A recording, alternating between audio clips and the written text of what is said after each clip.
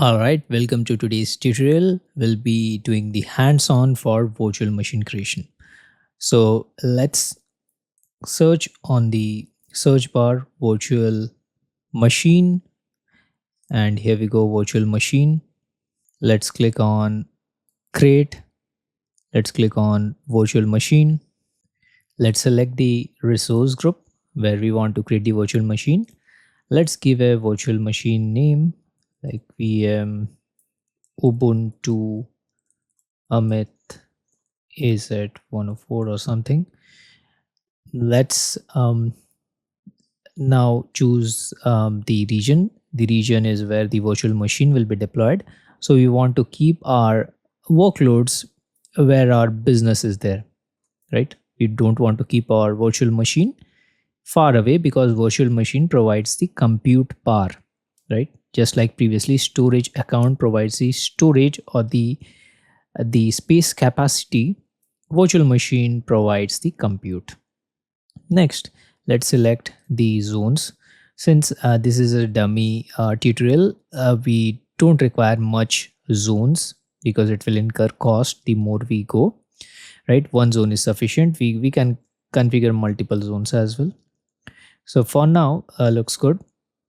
Next, the virtual machine image is there. So this is important because image is the operating system, right? So it can be like Windows or Linux or any kind of Red Hat. These are Linux system, by the way, right?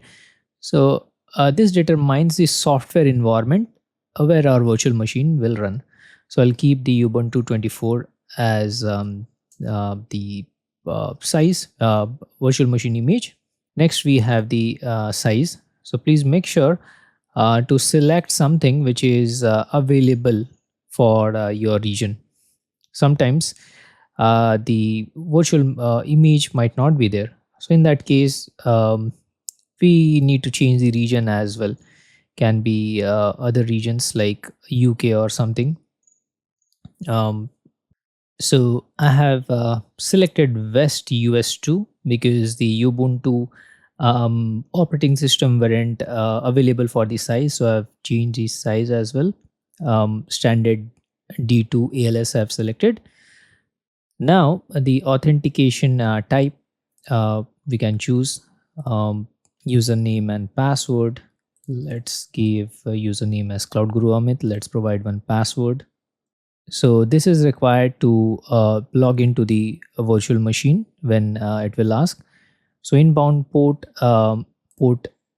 SSH 22, port 22 we require for logging into, right? So please make sure to select the least amount of ports so that it will be secure. We don't want to open unnecessary port, right? Next, let's go to the disk here.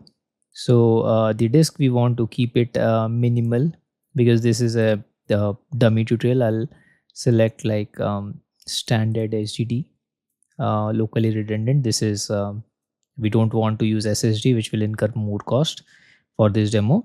In production scenarios, we might go for premium SSD or standard SSD, this kind of things, right? It's already mentioned best for production, premium SSD, right? So for backup and non-critical, since this is a demo for non-critical, I'm selecting standard HDD, right? And please make sure to check this delete with VM. We don't want to incur extra cost by unchecking this, right? So next is the networking.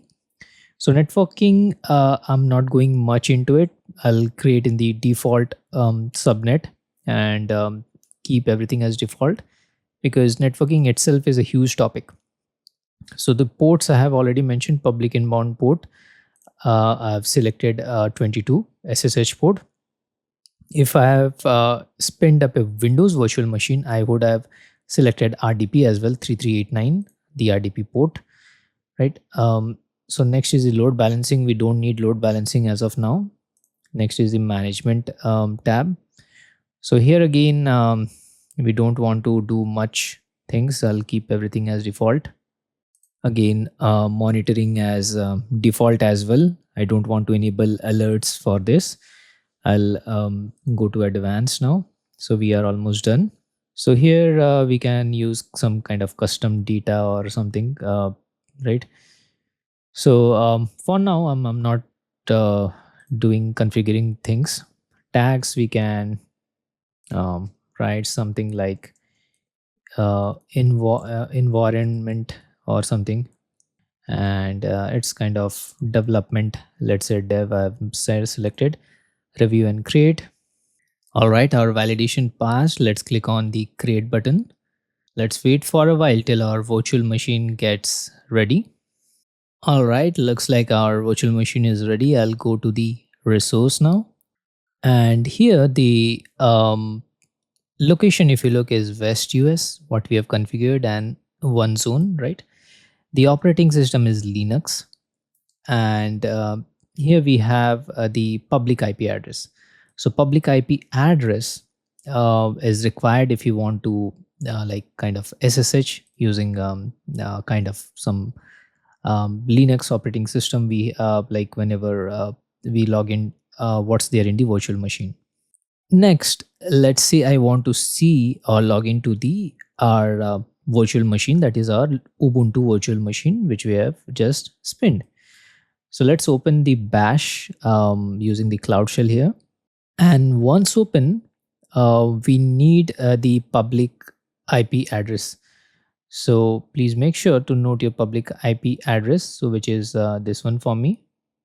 So I'll just copy this because I need it. The command goes SSH space username. Username is Cloud Guru Amit. Please note this I have used while configuring my virtual machine, right? I've used one username and password. I need those two now. So username at the rate public IP. I'll click on paste. Public IP is this one. I'll now hit enter. So let's make this big. I'll click on yes. So it's asking for password now. Let's provide the password. I'll hit enter. And there we go. We are now inside our virtual machine, that is our Ubuntu machine. I'll just fire some basic Linux command to demonstrate that we are inside our virtual machine. So here we go. The to check for space, we have like use a df command. I can create file, like let's say I'll use a 0 byte file. Touch the file name, right?